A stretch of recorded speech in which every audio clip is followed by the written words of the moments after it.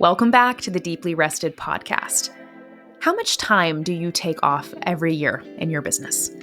If it's not 4 months, you need to listen to today's episode.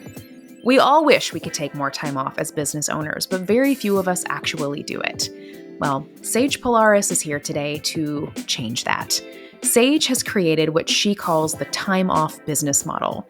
For years, she has taken upwards of 4 months off per year, and she still pays herself exactly what she needs to live her best life. Her business is thriving, it's growing year over year, and she does it on a platform of deep rest by taking an abundance of time off. In this conversation, Sage really blends the philosophical with the practical, which I love. So we talk about the mindset of giving yourself permission to take an abundance of time off, but then she gets pragmatic and practical, helping us understand how we can break our businesses apart to create a business model that pays us so well, so abundantly to take as much time off as we need to thrive. Grab a pen. You're going to want to take some notes for today's episode with Sage Polaris. Enjoy. Welcome to Deeply Rested, the podcast that helps people doing good work in the world take incredibly good care of themselves. I'm your host, retired therapist and disillusioned business coach, Maegan Megginson. I'm on a mission to help people like you unlearn the rules that keep you trapped in self-doubt so that you can recover from burnout and finally become deeply rested. If you enjoyed today's show, be sure to subscribe to this podcast and join our weekly newsletter at deeplyrested.com/newsletter. Now it's time for the show.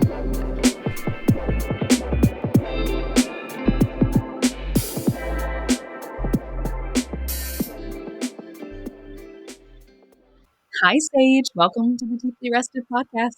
Thank you for having me, Maegan. I love being here. I'm so happy to have you, and I'm very excited for this conversation. Sage and I pulled an oracle card before we hit record, just like, hey, what wants to come through this interview? And we got the play card, which for those of you watching us on YouTube, looks like this. And I feel like this perfectly captures, Sage, what you and I are creating in our relationship together. Playfulness and an openness to talking about doing some really unconventional things in business and in life. So here we are. Let's work some magic. I'm so ready for it. So we're going to talk today about Sage's time off business model, which I know everyone listening is going to drool over. It is so delicious. But before we get into exactly what that is and how to create it, I want to hear from you, Sage, a little bit about the work that you're doing in the world right now. Let's start there, and then I have some follow-up questions. Yeah, I mean, the work that I'm doing right now in the world, it's funny. So for anyone who has known me long enough, last couple decades, I was an artist for a long time. And I don't think we've talked about this, Maegan. And so creativity is the work that I'm doing in this world right now and have been doing for a very long time and have been encouraged to do for a very long time and went to school to do for a very long time and now own my own business, which to me is like a paintbrush that I get to paint whatever canvas I want to paint. Mm-hmm. So right now, what looks like creativity to me, and this is going to tie into our conversation for sure, is creatively raising my children. Is the work that I'm doing right now. The business is just a conduit to allow me to do that. But that is really what I'm working on right now. Creatively raising your children. Mm-hmm. Wow, that's incredible. And tell us a little bit about the work that you're doing inside of your business too.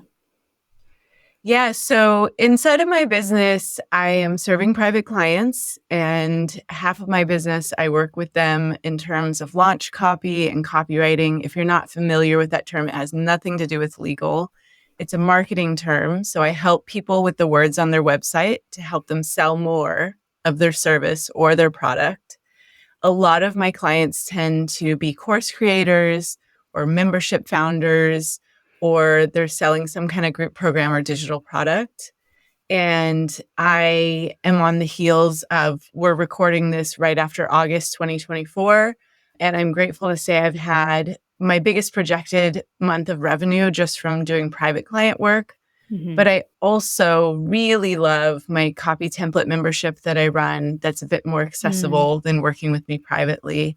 And I really love my VIP Day group program that I also run. I mostly do things once a year. Like I open up my membership once a year. I open up my group program once a year.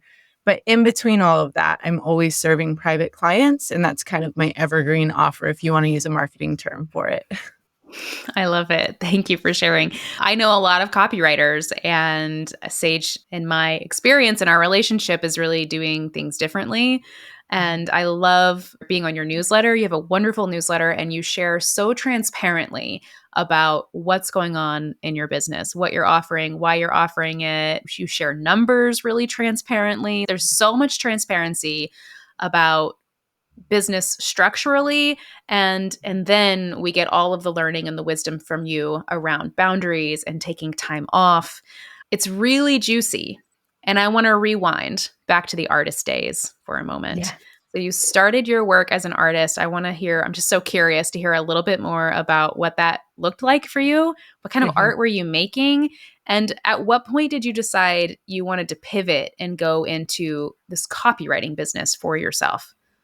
Yeah. So the art started, I have memories of growing up in Oklahoma and my caregiver at the time teaching me how to dig clay. She was indigenous, how to dig clay out of the red dirt earth of Oklahoma. If you know Oklahoma, it's a very distinct kind of earth there.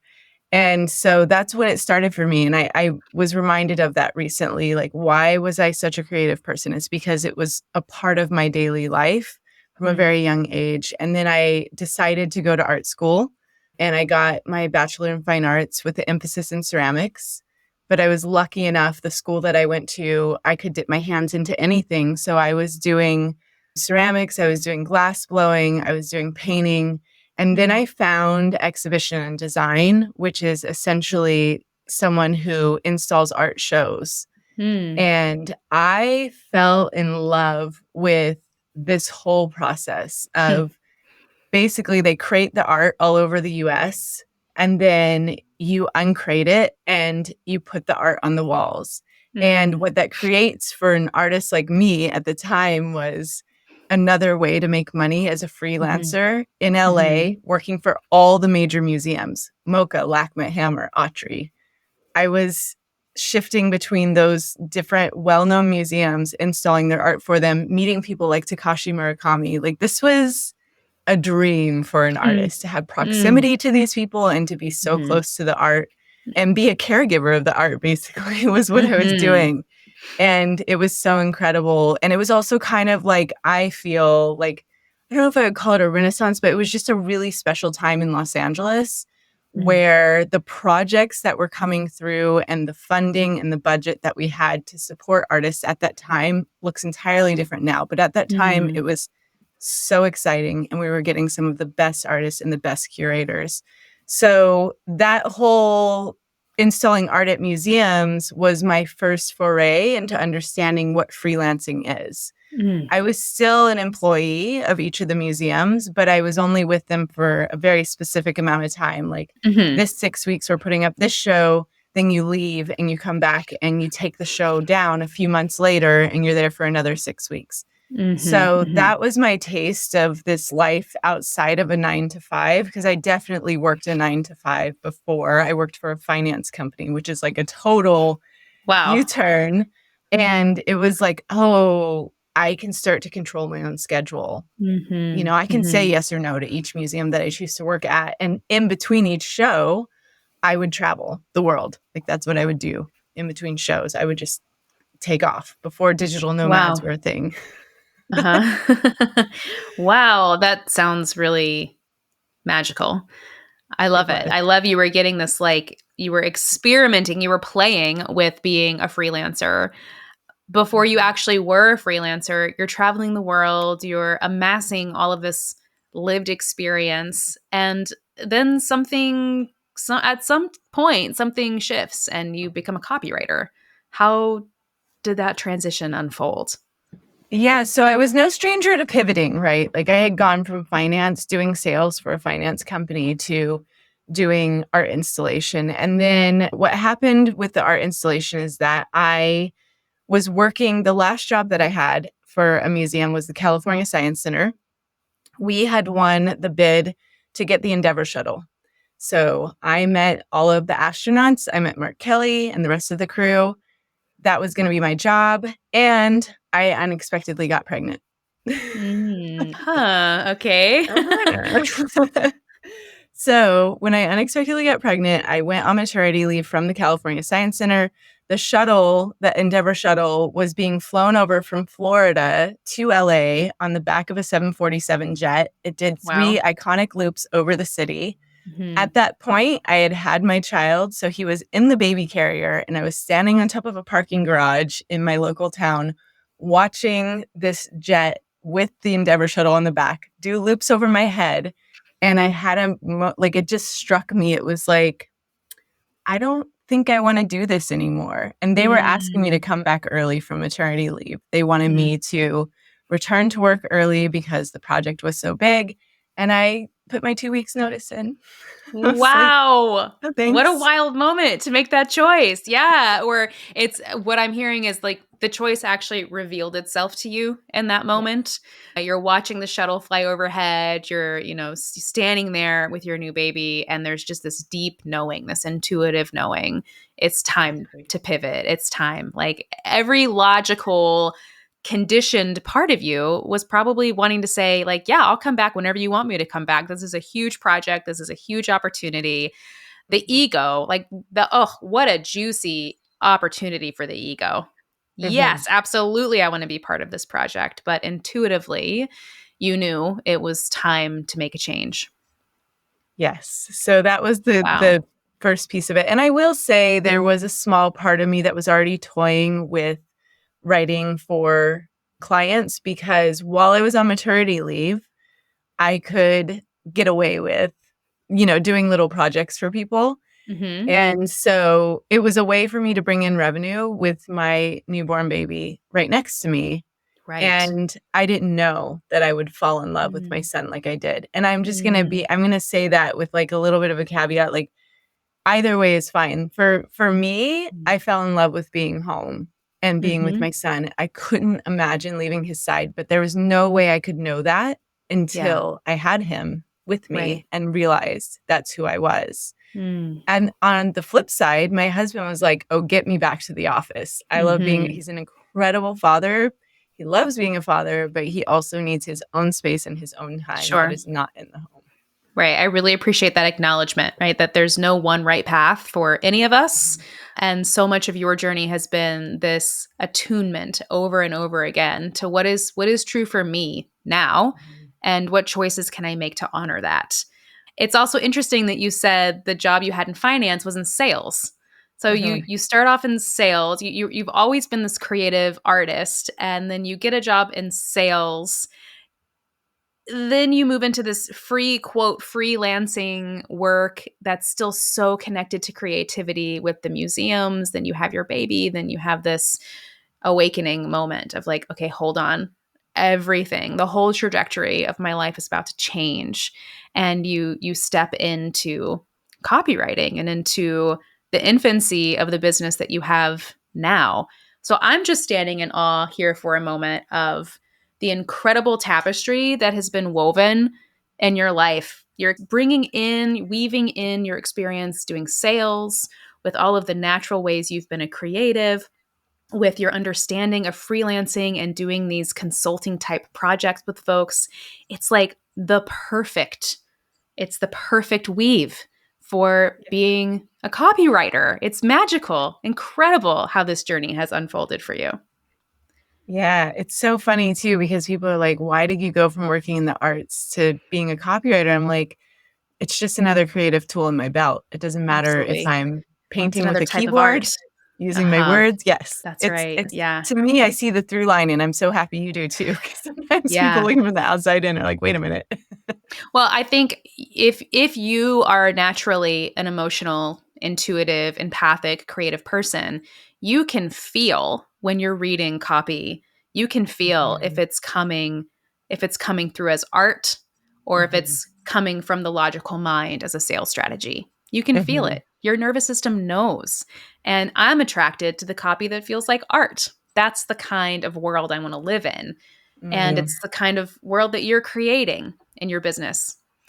Let's fast forward a little bit. Time off business model. I'm curious if you stepped in to business ownership from day one with this clarity that you needed a business that afforded you lots of time off, or was that something that became clear further down the line?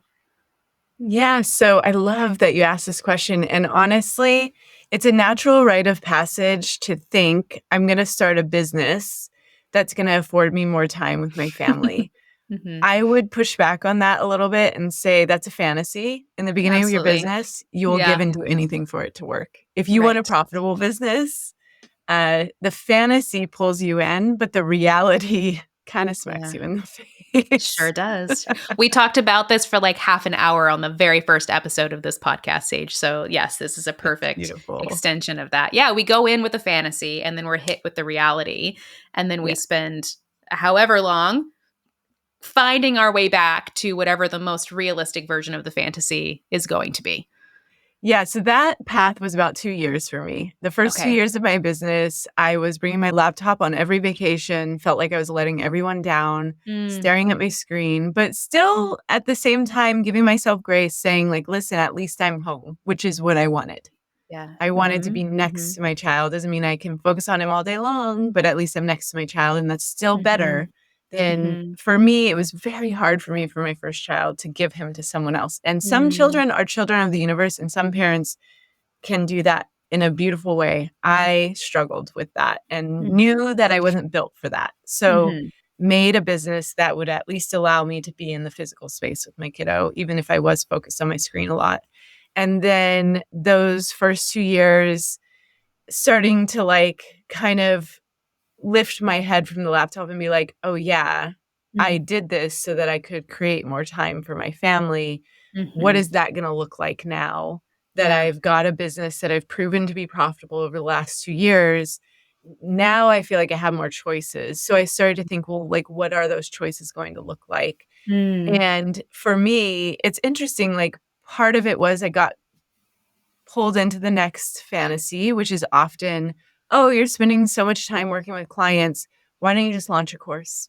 Because that's gonna solve all your problems. That's the next Oh, thing that's yeah. gonna solve all your Right. problems." It'll be so easy, they Yes. say. So they say. Yeah. And so I did that. I launched a course. Like, lots of divine things happened that just made it really easy for me to launch a Mhm. course, but the results were lackluster. I hadn't Mhm. built the right, for lack of a better word, authority around my brand. People didn't really know who I was, so why would they buy my course? All those things. And it was fine. I had 4 sales. I owed 2 affiliates money on those 4 sales, which was Mm. totally fine because it led me to the next step in creating a time off business model. I went back and looked at what I call my profit sweet spots, and I realized that most of my money was not coming from the course. I had those results, realized that wasn't working out the way I wanted, but that my private client work was what I like to call my profit sweet spot. Like, it Mhm. was the least amount of expense and the most amount of Right. profit. So Mhm. I was like, okay, similar to the way I would have invested in a course, I'm going to now go back and instead invest in hiring a project manager and creating and doing something that people don't talk about enough, which is scaling private client work, which is Yeah. also possible. Yes, you can scale with a course. It's wonderful if that works out for you. And for some people, it does really well. Mhm. And I was like, oh, right. Why can't I just scale private client work? Yeah. You know, all the profits are there. I have the Mm. money to invest in a project manager, and that's what I did. And that was the beginning of my time off business model. Wow. I love it. I wish we could have a whole other conversation about the myth of the course. And I loved what you said about it was really easy to create, not so easy to sell, kind of Mhm. lackluster result. And I think that's such a common experience. Yeah, it's of course it's easy to create. We're just following a template. But The selling is a whole different story. So you, again, follow this intuitive knowing. I love this about you so much. You follow this intuitive knowing that I'm going to scale my private client work. I'm going to hire a project manager. And as that begins to blossom, the time off business model begins to wiggle its way into your life. So, talk to us about what the time off business model is and how you've cultivated it in your own work. Yeah, so I'll take you to where I'm at now, and then I'll reverse engineer how I got there. So now I've taken 4 months off for the ninth year in a row. And initially, I took this idea of taking time off. I didn't know how much I wanted. I just took the idea to my project manager, and I was like, I think I'll take every other Friday off. And she was like, that's a terrible plan. No one's ever going to remember when that's supposed to be.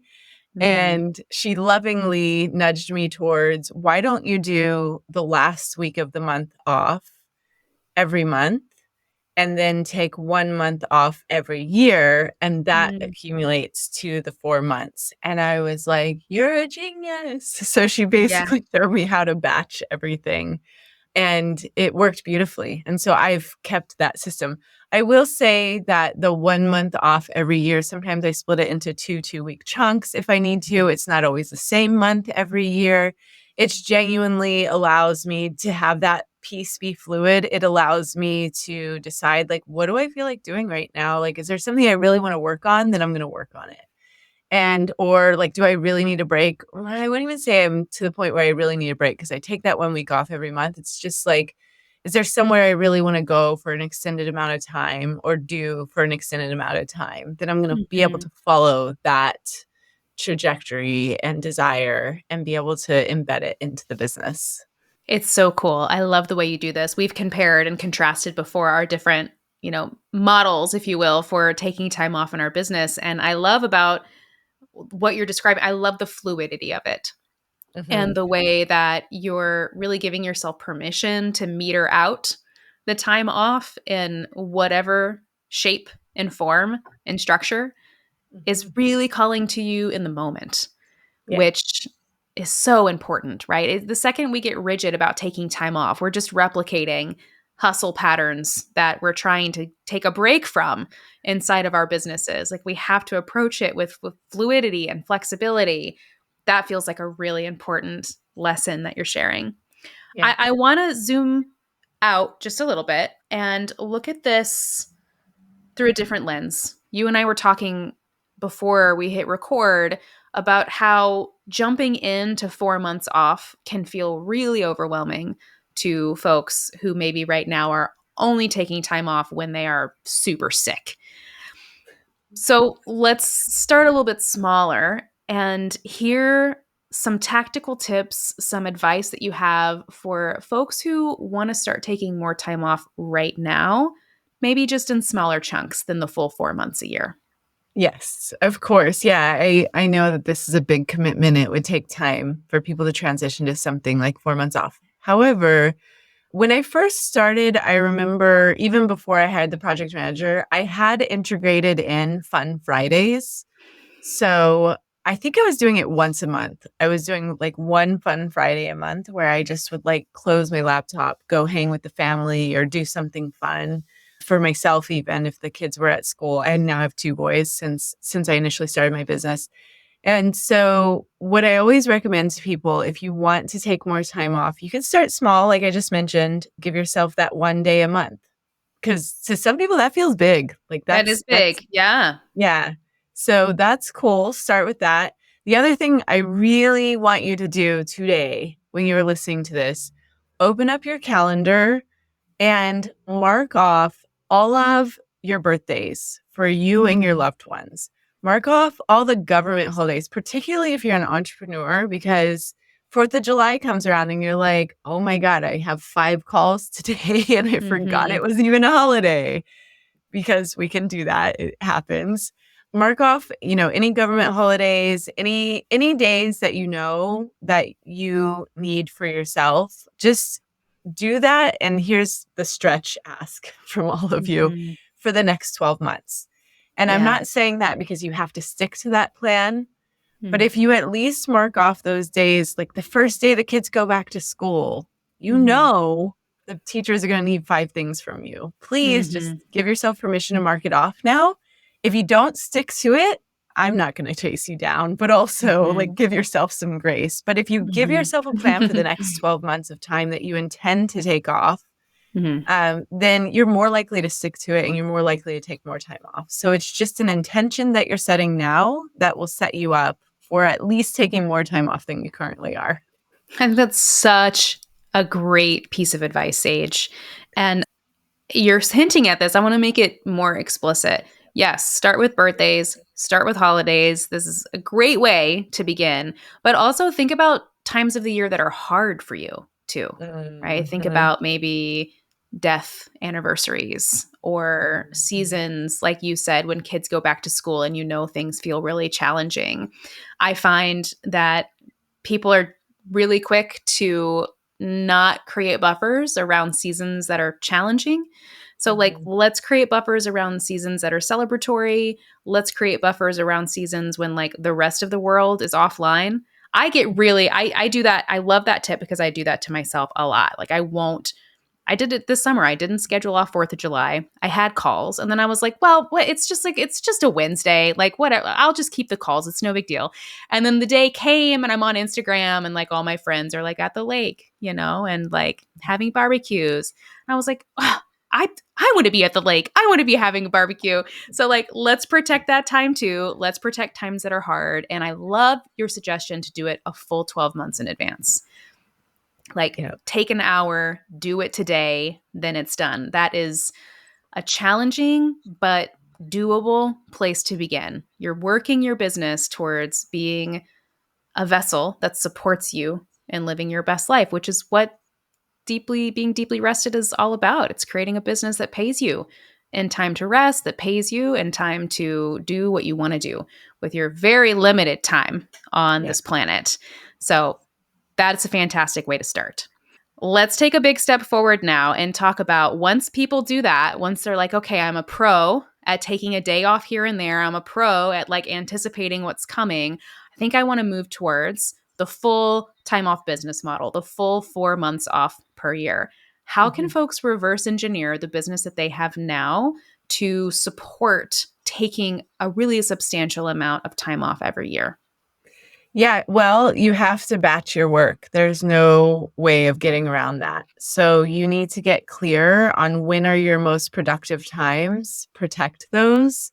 The most common mistake I see people make, and I know we're going to get to mistakes, but this is an important one, is that when I look at their Calendly link or their Acuity link, whatever link they have, Mm-hmm. the amount of times people can get on their calendar is Mm. like 20 times in a day. Mm-hmm. And I'm Mm-hmm. like, yo, you are not protecting your time whatsoever. And I love Yeah. you for that. I know you want to be available to Oh, people. right. But even early on, when I could have given anything for my business to work, I was so protective of when someone could get on Mhm. a potential sales call with me or book me as their copywriter. And to this day, of course, as well. So I highly, highly recommend that you look at only taking sales calls. For me, it's Tuesday, Thursday, or Friday.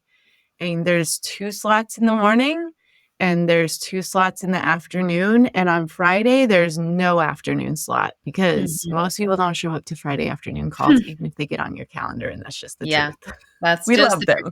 them. And I want to add to something you just said, right? That most people, especially in the beginning, they want to be available, they want to be flexible. And I would add that for most of those people, I think it's really coming from a place of scarcity, right? It's like the choice 100%. to be super, I'm like, I'm going to be so available. Actually, it's coming from if I'm not so available, I'm going to miss out on someone booking with me. I'm going to miss out on someone becoming my client. So, this Yeah. lived example that you're sharing with us, that you were like, no, I have these, 10 times a week that people Mhm. can book with me, and that's it. And you did okay. People found a way to make those times work for them. I have a secret for everyone. It Ooh. actually works in your favor. It's the Yes. opposite of what you think because you look more exclusive than you are and you look less available than you actually are. And it makes you more like people want what they can't have. Yeah. People, if I'm looking for, this is like a random example. I'm looking for someone new to cut my hair. I'm like, I want a new Yeah. hairstylist. Okay. Yeah. When I get on someone's booking website and I see that they have 10 spots open every day starting tomorrow, and then I look at somebody else and I'm like, oh, I have to wait 2.5 months. I'm going to pick that person because like people know something I don't know about that person. So that's what I want. I think that perception is such an important part of the world that we create inside of our businesses. And it protects your time boundaries, right? Mhm. It protected you. So there's two things you're laying out here to begin as we're moving towards the time off business model. We have to learn how to batch our work. And in the spirit of batching our work, we have to get really good at creating crystal clear boundaries around our Mhm. time. What am I It's going so to do next to get to 4 months off a year? I love it. Okay, so there's batching, not just time that you're available, also batching your work. I totally understand that we have to plan month to month for our business for a long time. Eventually, you will get out of the month to month race in your Mm, business for yes. revenue. You will figure out something that sells and you will know how to sell it and when to sell it. So at some point, you are going to need to quarter planning where you can 3 months at a time project where your revenue is going to come from and 3 months at a time project the amount of work that you're going to have to get done in that period of time. So that Mhm. definitely helped me. I didn't have it in the beginning, but it's a nice to have. I would say it's not a must have. And then eventually I got to annual planning. And that's Mm. when honestly I've had to leverage the annual to annual planning and take 6 months off one year out of the last 9 years. So if you can start to projecting your business, that means, and this goes a little bit deeper, but that means you need a business model that allows you to also project your revenue. Yeah. So if you're only doing one-off projects for people or single sessions as a therapist, at some point, you're going to have to figure out a business model that allows you to book more than just singles at a time, projects Mhm. or sessions. Yeah. So that's another piece that you're going to have to take a long, hard look at in terms of your strategy of how you work with clients. Yeah, that's right. I think another phrase people might be familiar with is recurring revenue, right? Mhm. That you're going to want a business. Yes, it's great. I love the variety and the spontaneity of having one-off projects and having space in my schedule to say yes to Same. random people who show up and you're just like, I want to work with you and let's figure that out. If I don't have that space and flexibility to play because that kind of work feels very co-creative and playful for me, if I don't have that space, I get really cranky really quickly. I want that space, but in order to take a lot of time off, which I do, which you do, we also have to have some solid recurring revenue streams. Mm. For me, that's my community. I have a community. These are people who pay me monthly to be part of this community. And I know how many spots I have in the community and how many people are in it. So I can look into the future and anticipate with a good deal of accuracy, not perfect accuracy, but a pretty good Totally. deal of accuracy, what this foundational level of revenue is going to be. And then we can start playing and shape shifting our business to say, okay, so what will things look like if I take off for the summer? If I just don't work in June and July, like how can I make that work? Am I getting that right for you, Sage? Yeah, 100%. And I will say that for my business, I had a lot of one-off projects. Hmm. And I didn't want to get rid of those either. And so my solution was as my time started to fill up with client projects, and some of them were on retainer. So that's another solution people can Mm. look at. But I still wanted to do the one off work because, like you, it feels collaborative and fun and playful.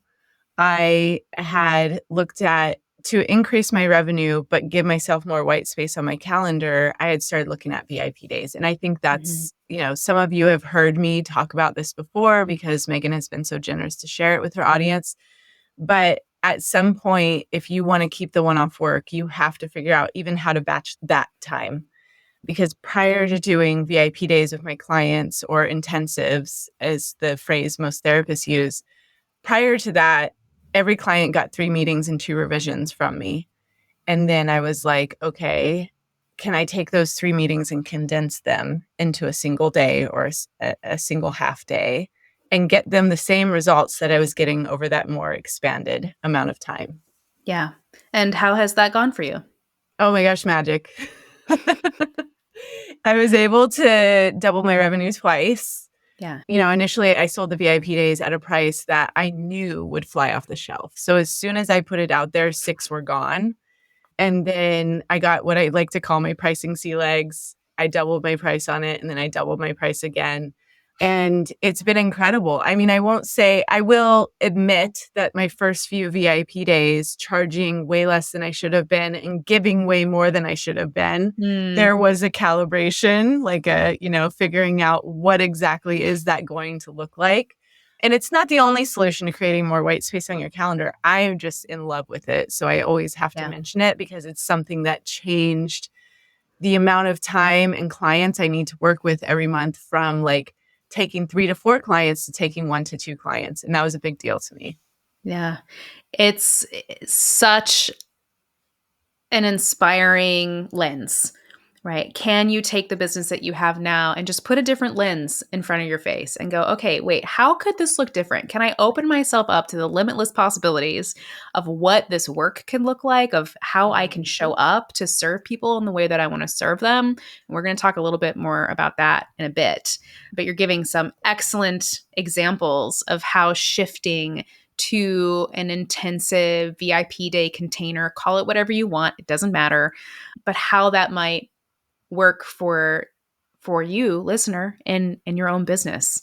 And this has been a real game changer for me too. I knew I had to move away from a business model where I was doing one-on-one work in a repetitive way that never really ended. That for me too, just energetically, my unique design as a person, I don't do well with things that have no end date. Mm-hmm. I need to know energetically when something's going to be over. And if I want to extend it when I get to the end, great, beautiful. But it's much easier for me to manage my energy when I know I'm going to be working with this client the way I'm working with one-on-one clients right now. You can either book a one-off session with me, which I have very few openings in my schedule, but they're there. And when the timing aligns, it's beautiful and magical. Or you can work with me for 3 months. And the 3-month container it's outlined in a very specific way. And it feels so good to me when I say yes to a 3-month client that I know we're going to be done in 3 months. And then I can do whatever I want. I could take 3 months off after that if I feel like it, because I'm not committed to being available indefinitely for the rest of my life. It doesn't feel good. So what you're saying, it's so inspiring. It works better for me energetically, and structurally, it sets you up to make some really unconventional choices in your business, some really liberating choices in your business about taking time off, taking better care of yourself. Also, Sage teaches the VIP day model in her business. It's one of your core offerings. So if you're listening to this and you want some support in actually making that happen, we'll make sure people have all the links at the end of this episode so you can go and learn that from Sage. There's one thing I want to add to that that's, I think, important for people to hear is like the 3-month program offer that you have is so good, but keeping that one-off session and not abandoning it, similar to the way that I kept my private client work when I realized the course wasn't working out for me, that having those one-off sessions as a taster for your bigger offerings is so key. And I want people to be careful of saying like, I just want to do 3-month programs. I don't ever want to give people one-off sessions anymore. Just be careful and mindful. Maybe that'll work for you, but that you don't want to abandon the things that might be feeding the bigger stuff that you have in your business. I just had to highlight that. Thanks for highlighting that. That feels really important.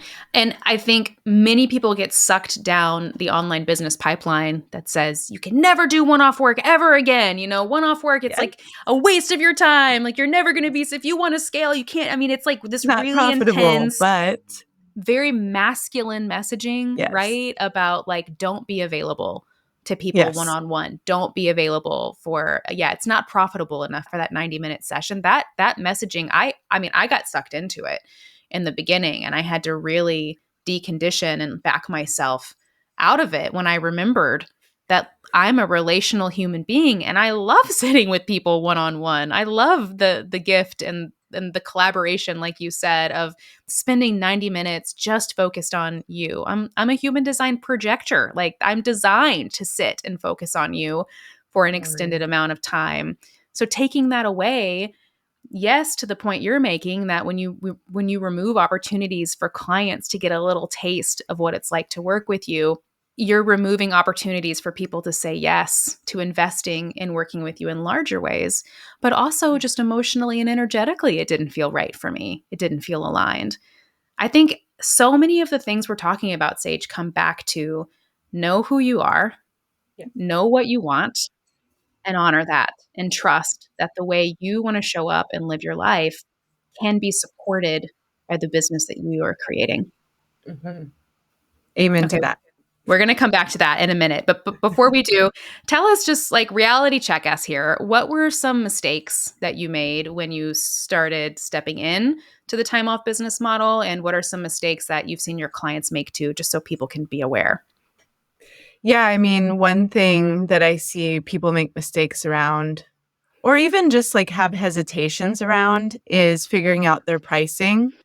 You know, they're like often thinking in this single month, again, they're month to month planning. So they're thinking in this single month, I really want to make $8,000 this month. I think I can charge each of my clients X amount of dollars. You know, as a copywriter, they might be thinking I can charge them $1,500 a piece. So let's just go on a 9K month. That means that I need to book 4 clients this month. And they're like trying to figure out how to get to that bigger number, one piece at a time. And that to me is a huge mistake. The first thing you need to do is look at, what do you want to make an annual revenue?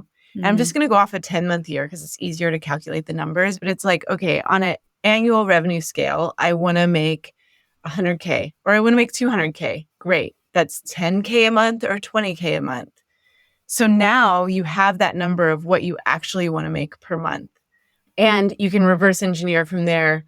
What do you actually need to charge and how many clients can you actually serve in that period of time? You know, if somebody wants to sell a course even, and they're like, I want to make $100,000 from this course, great. Then you need at $1,000 per person, 100 people, 10 per month to come through your course. How does that feel to you? Does that feel right then? Does that not feel? Do you need to raise the price? Do you need to bring even more people and lower the price? There's no right or wrong answers here, but I think the question is often asked in a more myopic way when you could be looking at the full 12-month or 10-month goal and reverse engineering from there and being honest with yourself. The other thing that I see around pricing is they're like, okay, I want a 10K month. I only have capacity to serve 5 clients, let's say. And they're like, so that means I have to charge, you know, X amount, $2,000 per person. And I'm like, great. How does that feel to you? Like, does $2,000 make you want to throw up in your mouth? Be honest. Does it feel like a steal of a deal? Maybe it does. And then what I tell people is give yourself permission for the next 90 days to charge the amount that feels right to you and know that you can raise your rates after that. It's okay. Like I said earlier, get your pricing sea legs. That's what I had to do. I had to charge what I knew would be a steal of a deal price, watch it fill up so easily so that I could over time incrementally raise my prices.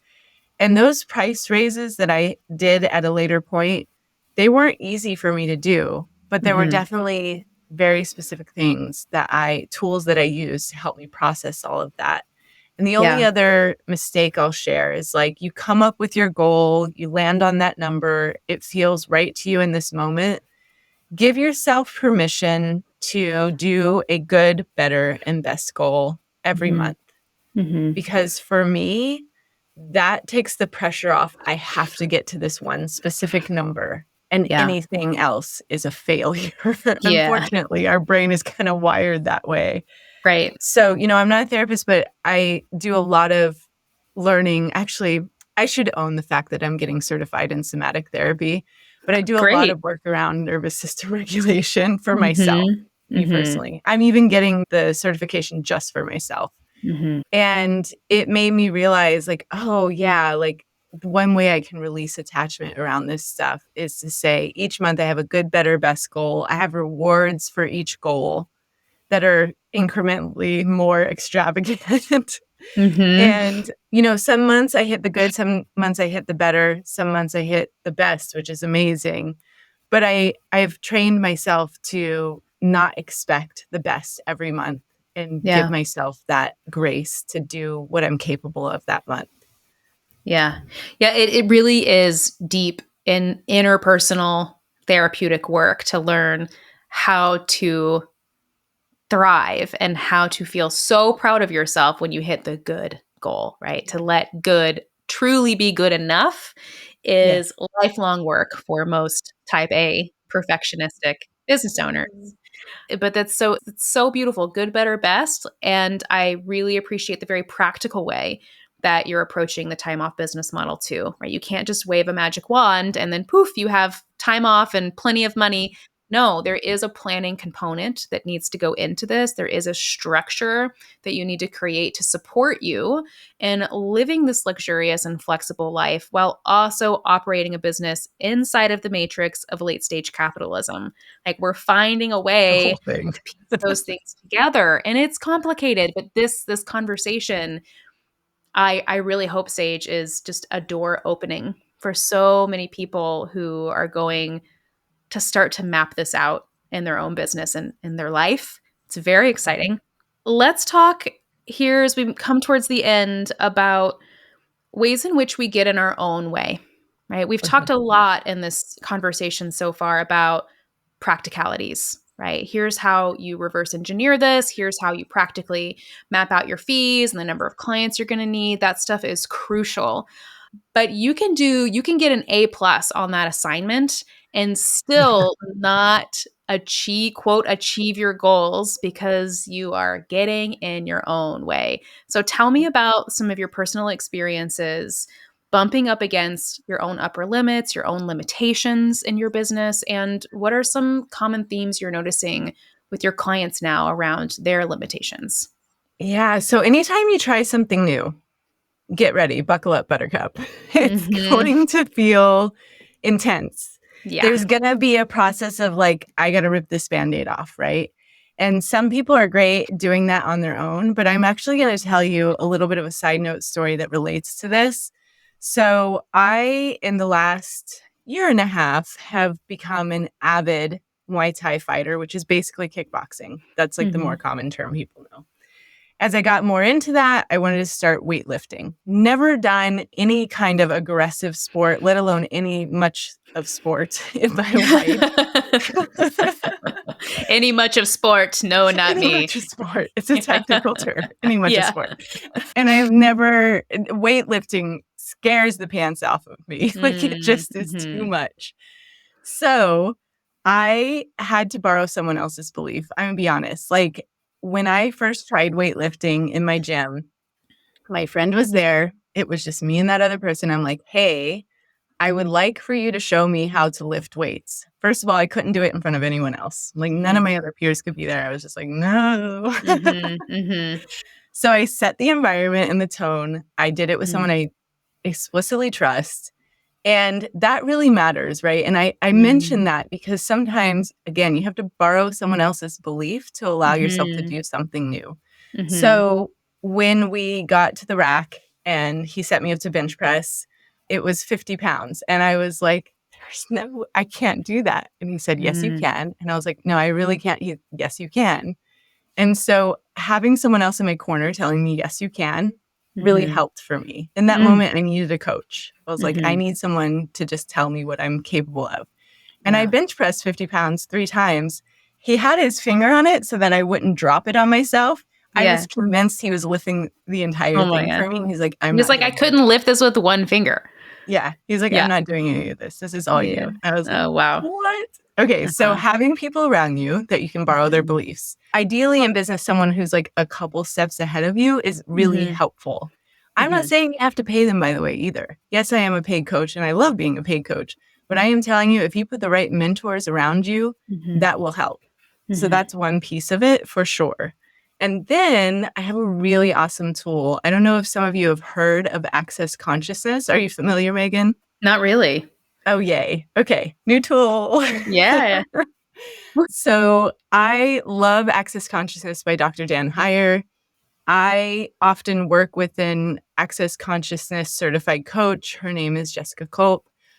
And every time I went to raise my prices for my VIP days, it felt very new and raw to me because I was like, oh my gosh, this is a vulnerable thing. When it's your own personal brand and you're raising your own prices, it's a whole feeling. And also, I wanted to do more in person. I didn't just want to do virtual VIP days. So it's like getting them to commit to travel with me to come to Palm Springs or go to the beach in Ventura just felt so big. So I called up Jessica and I was like, hey, I need some Access Consciousness. And essentially what it is, they're rhetorical questions that you can ask yourself. And I'm going to share with y'all these questions so that you can work through them. But what's beautiful about the questions is you listen to them. You can choose to respond to them, but often you'll just kind of get the message that you need. And if you want to journal on them, you totally can. So here are a few fun questions for you to ask as you are stepping into something new in your business. So for me, it was I wanted to call in new VIP clients who were going to pay my new rate. And so she had me ask, what is the mission of the people I want to call into in this world? What is the mission of the people I want to call in for my VIP days? What's their mission in this world? That's the first question. The second one, how closely aligned will I be with this new potential client that I want to call in? How closely aligned will I be with this new potential client that I want to call in? What's the new consciousness of business owners popping up into the world? So third question, what's the new consciousness of business owners popping into this world? How would they like to be reached? Fourth question, so simple. How would they like to be reached? And then fifth question, what's the honing signal, vibration, and feeling in my body to call them in? What's the honing signal, vibration, and feeling in my body to call them in? And then the last question, who has been praying for what I have to offer? Who has been praying for what I have to offer? Wow. Those questions feel really powerful. And I love that you're saying they're rhetorical. Sure, if your thinking mind needs to journal about it, you can journal about it. That's okay. But that's actually not the point. It's not the point. It's like you're letting the questions imprint onto you. You're planting seeds and your own spirit and your own consciousness. And then you get to really just be a witness to the garden blooming around all of these seeds that you're planting. How has this process impacted you personally in the work that you are doing in the world? Oh my gosh, I get full body chills you asking me that because it reminds me of the feeling. It creates a whole new feeling in my body. I guess I could describe it as like cellular renewal, right? New neural pathways are happening. It changes everything for me. There's a softening. I always feel like less judgmental of myself. There's a removal of any feelings of incapability. So those are all the things that happen for me. And all at once, all the things, and I feel it all over my body. It's just like, yes, this is going to be so... I think the thing that comes out of it all too is I have now convinced myself it's going to be easier than I ever thought it was going to be, rather than this is the hardest thing I'm ever going to do. Yeah. It switches my inner dialogue and script. Yeah. And I talk about ease a lot with the people that I work with. And almost always the response is, I want that. I'm just afraid that if I say yes to ease, everything will fall apart. Right. So there's, in our heart, it's like we don't believe that ease is actually possible. It feels like a fantasy. And I think what you're sharing with this access consciousness process and just being so open about your own work with this process is that you have to do the inside work to rewire the way your nervous system and your body orients to the world so that the deeper parts of you can really feel into the truth that ease is possible, that these clients you want to work with, that they do exist, that taking 4 months off a year isn't a pipe dream, right? There is so much inside work that you need to do to realize the vision. And it's all possible. And you're living proof that it can be done. And I'm so grateful that you are in the world sharing what you've learned with all of us. Sage, thank you so much for being here today. Oh, it's my pleasure, Maegan. I always love having these conversations, and it definitely felt playful. I'm so glad. I love it. Before we wrap up, can you tell folks where they can find you and how they can learn more from you? Yeah, I would love that. So first of all, Maegan, thank you as always for opening up your circle to me. It's happened many times over, and I'm always grateful every single time. And I would love to stay connected with everybody. If you go to sagepolaris.com/restrocks, because it does. Great. You can grab my triple email open rates. This is for business owners. If you have an email list, it's 3 emails that you can copy, paste, and personalize that will allow you, if you've ghosted your list, it'll allow you to reappear into your potential client's inbox. It happens to the best of us. I am definitely one who has ghosted my list before, and this will set you up to make an offer to them. And then if you've had a list for a while, but you've never removed unengaged subscribers, these 3 emails will help you do that. Again, it's like one of those things where you have people basically squatting on your list who are not engaging with anything, and it'll give them an opportunity to re-engage with you, and or you can remove them and focus on the people who do want to hear from you. So yeah, go to sagepolaris.com/restrocks. That's the best entry point into my world. From there, we will stay connected. I know Maegan mentioned that I have resources around VIP days. I talk about that every summer. So I would love to have you come over and we'll talk about it again in summer 2025 because it's one of my favorite topics ever. Amazing. We will put that link in the show notes for easy access. I can't wait for you all to get into Sage's orbit, to be on her newsletter, to learn from her and these amazing offerings. And Sage, I personally am just so grateful to have you on the show. So thank you for being here. It's my absolute pleasure. Thank you everyone for listening in. And if you ever want to reach out to me and tell me like what were your big takeaways from our talk today, I'm on Instagram, Sage Polaris. I'm everywhere, Sage Polaris, but it'd be fun to hear from you in the DMs. We'll see you soon, Sage. Bye.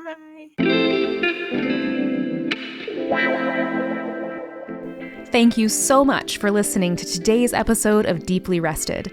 If you enjoyed this conversation, I would love to invite you to join the Deeply Rested weekly newsletter. You can sign up at deeplyrested.com/newsletter. I hope to meet you in my inbox very soon.